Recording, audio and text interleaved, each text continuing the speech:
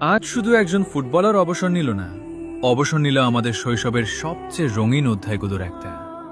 টিভির সামনে বসে যে ছেলেটার ড্রিবল দেখে মুগ্ধ হতাম, গোলের পর যার হাসি দেখে নিজের অজান্তেই হাসতাম, আজ সেই নেইমার বুট জোড়া খুলে রাখল।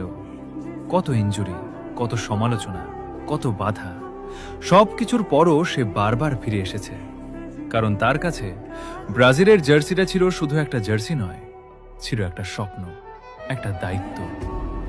অনেকে তাকে শুধু সমালোচনা করেছে, কিন্তু খুব কম মানুষই দেখেছে হারার পর নীরবে চোখের জল ফেলা সেই মানুষটাকে।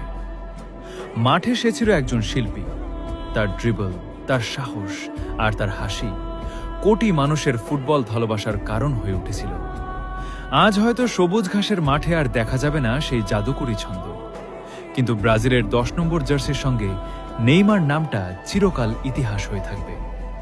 ধন্যবাদ নেইমার, আমাদের শৈশবকে এত সুন্দর স্মৃতি উপহার দেওয়ার জন্য। ধন্যবাদ ফুটবলকে আরও সুন্দর করে তোলার জন্য।